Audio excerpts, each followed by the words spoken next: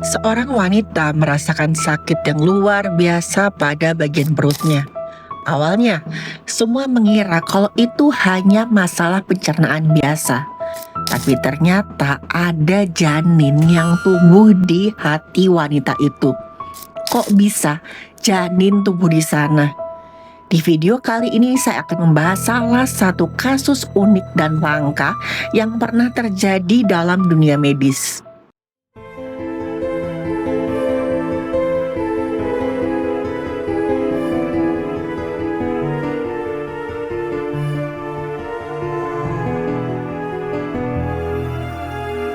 Halo, saya Dr. Stefani. Saya seorang dokter spesialis forensik dan mediko-legal, dan saya belajar dari yang mati. Kasus ini terjadi di India, tepatnya di wilayah Uttar Pradesh. Uttar Pradesh ini memang terkenal sebagai wilayah yang cukup megah. Apalagi di sana ada Taj Mahal, monumen besar dan cantik yang menjadi 7 keajaiban dunia.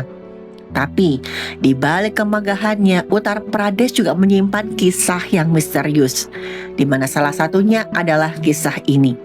Semua berawal ketika ada seorang perempuan bernama Sarvesh, usianya 35 tahun, mengalami keluhan yang gak biasa. Sarvesh sering banget merasakan nyeri di bagian perutnya, dan sakitnya itu bukan sakit ringan, tapi benar-benar parah. Lebih-lebih lagi, Sarvesh juga sering mual dan muntah-muntah hebat. Setelah nggak tega melihat istrinya terus-terusan kesakitan, akhirnya suami Sarvesh yang namanya Paravir langsung membawa Sarvesh ke sebuah klinik. Sesampainya di klinik, dokter langsung melakukan beberapa pemeriksaan. Dokter sempat menduga kalau gejala yang dialami oleh Sarvesh ini itu adalah karena dia mengalami infeksi lambung. Infeksi lambung adalah kondisi ketika lambung mengalami peradangan hebat akibat masuknya bakteri, virus, atau parasit. Dan yang paling sering adalah bakteri Helicobacter pylori. Infeksi ini bisa mengiritasi lambung dan juga mengganggu proses pencernaan. Dan yang pasti membuat penderitanya merasa sakit, mual, dan muntah. Gejalanya bisa ringan sampai berat. Yang ringan itu seperti tadi, mual, muntah, nyeri perut bagian atas atau ulu hati, perut terasa penuh, kembung, hingga hilang nafsu makan. Ada beberapa kasus penderita bisa mengalami diare, sendawa berlebihan, atau rasa panas pada perut. Nah, kalau infeksinya cukup parah, bisa berlangsung lama, itu bisa jadi muncul gejala yang cukup serius, seperti muntah keluar cairan tubuh warna merah, tinja berwarna hitam, atau penurunan berat badan tanpa sebab yang jelas, menandakan adanya kerusakan lebih lanjut pada dinding lambung. Dalam kasus ini, dokter mendiagnosa Sarvesh terkena infeksi lambung karena gejalanya memang mirip dengan kondisi tersebut. Dokter pun meresepkan Sarvesh sebuah antibiotik untuk meredakan gejalanya. Selain itu, Sarvesh juga diminta untuk istirahat sampai kondisinya membaik. Kemudian, Sarvesh dan suaminya pun pulang berharap kalau penderitaannya sudah berakhir. Tapi ternyata gak segampang itu, teman-teman. Awalnya memang Sarvesh merasa kalau obat tersebut tuh ada pengaruhnya. Tubuhnya terasa sedikit-sedikit lebih enak. Rasa sakit di perutnya juga berkurang. Tapi masalahnya ini hanya terjadi sementara. Beberapa minggu kemudian, Sarvesh kembali mengalami sakit yang gak tertahankan. Dan kali ini letak sakitnya lebih spesifik di bagian kanan atas perutnya. Sarvesh juga semakin sering muntah-muntah sampai tubuhnya lemes luar biasa. Karena kondisi istrinya semakin memburuk, akhirnya Paravir pun kembali bawa Sarvesh ke dokter. Dan kali ini dokter melakukan pemeriksaan lanjutan supaya mereka tahu nih apa sebenarnya penyebab kondisi yang dialami sama Sarvesh. Dokter kemudian menggunakan mesin MRI untuk melihat sebenarnya apa yang menyebabkan Sarvesh ini kok kondisinya semakin parah. Setelah hasil MRI keluar, terlihatlah pemandangan yang bikin semua orang keheranan sekaligus takut. Karena yang mereka lihat itu menembus batas logika. Dr. Gupta atau dokter yang menangani Sarvesh sangat terkejut karena dia melihat ada janin tumbuh di bagian kanan hati atau livernya Sarvesh. Diperkirakan kalau janin tersebut usianya 3 bulan. Dokter Gupta mengatakan kalau ini baru pertama kali dia melihat kasus seperti ini selama 20 tahun praktek jadi dokter. Awalnya udah pasti dokter Gupta sempat nggak percaya.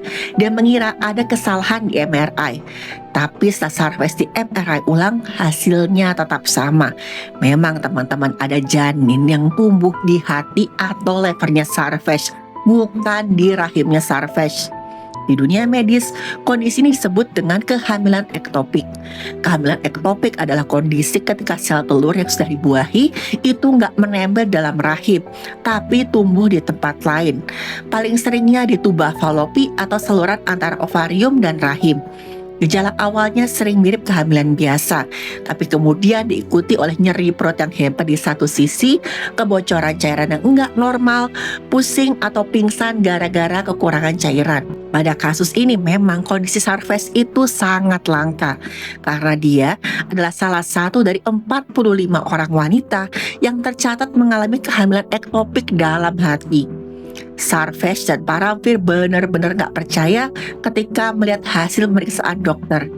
Karena Sarfes ngaku, kok selama ini kayaknya siklus haidnya tuh normal, kok bisa dia hamil? Dokter Gupta menjelaskan, kalau dalam kehamilan ektopik memang seorang perempuan bisa aja tetap keluar cairan tubuh dari alat vitalnya seakan-akan sedang menstruasi. Tapi sebenarnya cairan itu menandakan kalau sedang ada kebocoran dalam tubuhnya. Tapi masalahnya teman-teman, kehamilan Sarfes ini sudah cukup besar sampai menekan livernya dan ini sangat bahaya.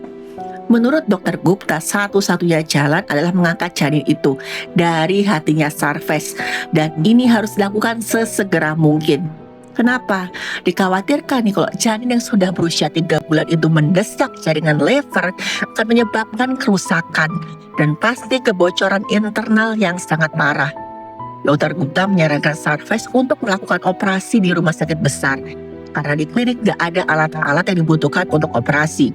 Tapi ternyata masih ada satu masalah lain yang menghambat penanganan kondisinya Sarfes. Mendengar kalau harus melakukan operasi, Sarfes dan Paramvir menolak karena mereka gak punya cukup biaya. Meskipun mereka tinggal di wilayah Uttar Pradesh yang megah, kehidupan Sarfes sama Paramvir itu ternyata nggak terlalu baik. Paramvir sehari-harinya bekerja sebagai petani.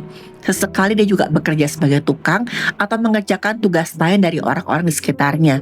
Pokoknya apapun dia lakukan asalkan bisa menghasilkan uang. Sementara Sarfes adalah ibu rumah tangga. Dia nggak bekerja dan otomatis penghasilan keluarganya hanya dari sang suami. Selama ini mereka juga berobat menggunakan program kesehatan gratis dari pemerintah. Dan program tersebut sayangnya tidak mencakup biaya operasi. Jadi, kalau memang perlu tindakan operasi, pasien harus mengeluarkan biaya sendiri. Udah pasti Sarfes dan Paramvir nggak punya uang yang cukup.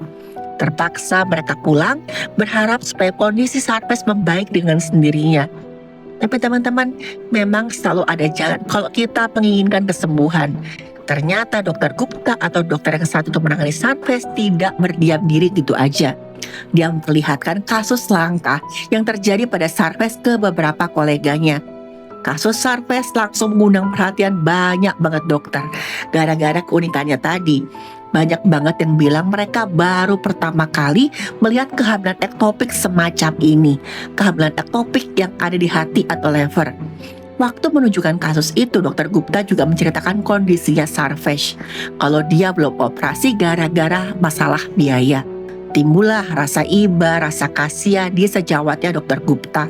Karena memang kehamilan ektopik harus segera diangkat supaya nggak membahayakan nyawanya Sarfes. Akhirnya salah satu dokter yang bekerja di sebuah rumah sakit terkenal setuju untuk mengoperasi Sarfes dan semua biayanya akan dia tanggung karena dia ingin sekalian mengamati langsung fenomena langka yang terjadi di tubuhnya Sarfes. Setelah 3 bulan berjuang dengan kondisinya, akhirnya Sarfes pun punya harapan untuk sembuh. Di rumah sakit, Sarfes langsung dibawa ke ruang operasi untuk mengangkat janinnya. Ketika itu dokter harus melakukannya dengan fokus dan sangat hati-hati. Karena sedikit aja kesalahan akibatnya bisa fatal. Sarfes bisa mengalami kebocoran cairan tubuh dan hal-hal tidak diinginkan lainnya. Untungnya, dokter dan tim saat itu berhasil melakukan operasi tanpa ada kendala yang berarti. Walaupun Sarfes harus mendapatkan 21 jahitan untuk menutup lukanya. Tapi bisa dikatakan setelah operasi kondisi Sarfes pun mulai membaik. Gak ada lagi hal yang membahayakan nyawanya. Apresiasi saya untuk dokter yang dengan sigap menjalankan operasi dan membantu kondisi pasien. Dan Sarfes sangat berterima kasih karena sekarang dia sudah enggak lagi merasakan nyeri hebat, mual, muntah seperti yang dulu dia rasakan hampir setiap hari. Setelah operasi, Sarfes menjalani proses pemulihan selama kurang lebih 3 bulan. Selama itu juga hidupnya sangat bergantung pada Paramver alias suaminya. Karena Sarfes memerlukan bantuan teman-teman, mulai dari bangun, mandi, sampai ganti baju.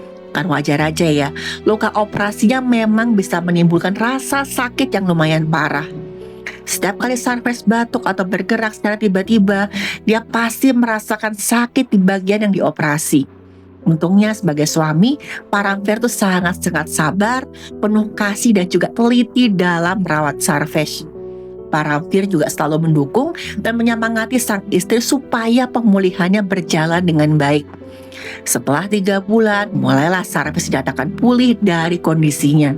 Dan semua ini udah pasti berkat kerja dari tim medis yang sabar dan juga teliti dalam mengatasi kondisi yang dialami oleh Sarfes. Selain itu, Paramver yang selalu sabar dan mendukung sang istri. Mungkin kasusnya sudah selesai teman-teman, tapi ada pertanyaan yang tersisa. Kenapa Sarfes bisa mengalami kondisi kehamilan ektopik? Seberapa langka sih kondisi ini? Dan apa kita juga bisa mengalaminya? Seperti yang sudah saya jelaskan di awal, kehamilan ektopik itu adalah kondisi serius ketika sel telur yang sudah dibuahi tidak menempel pada rahim. Paling sering sel telur tadi menempel di tuba falopi, tapi nggak menutup kemungkinan juga bisa sampai masuk ke rongga perut, bahkan ke hati atau lever seperti yang dialami oleh Sarfes. Karena area tersebut nggak dirancang untuk menampung pertumbuhan embrio alias sel telur dibuahi tadi, jaringan akan meregang dan akhirnya bisa pecah. Udah pasti hal itu bisa menyebabkan kebocoran cairan tubuh parah yang mengancam nyawa. Kondisi ini terjadi pada sekitar 1-2% dari seluruh kehamilan, sehingga nggak tergolong sangat langka. Langka tapi nggak langka banget juga. Tapi teman-teman yang dialami Sarfes itu memang agak lain. Dia mengalami kehamilan ektopik di bagian hati, dan itu ya benar-benar langka.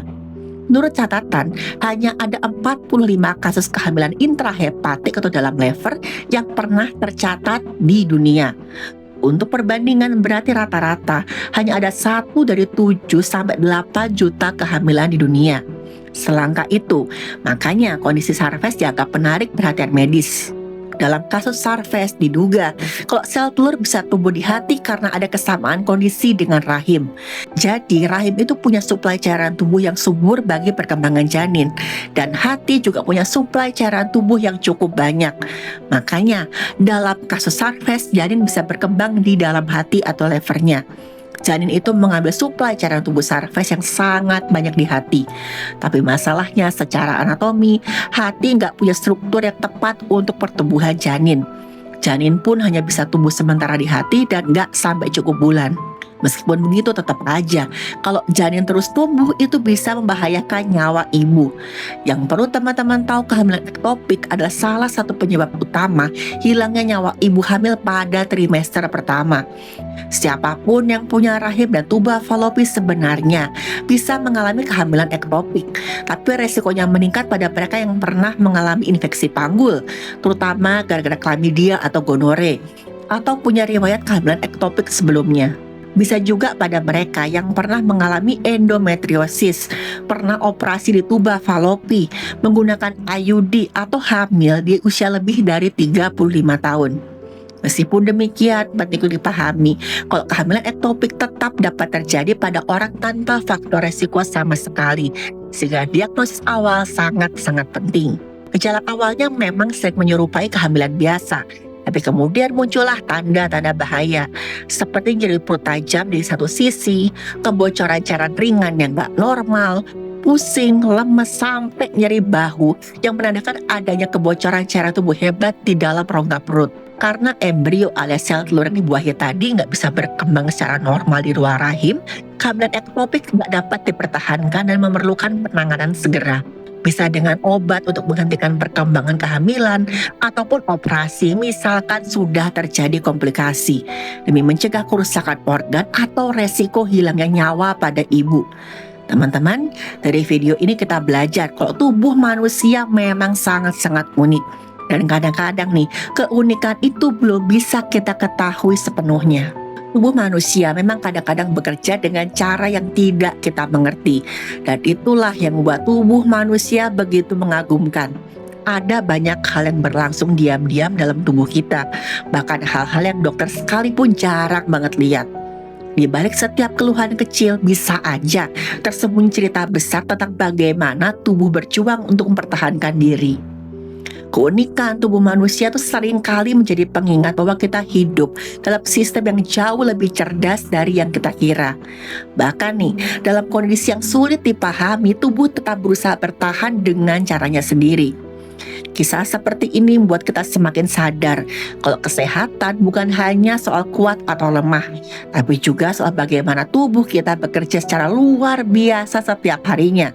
Keajaiban tubuh manusia nggak selalu hadir dalam bentuk yang indah, tapi selalu mengajarkan kita betapa berharganya hidup dan juga keberadaan kita.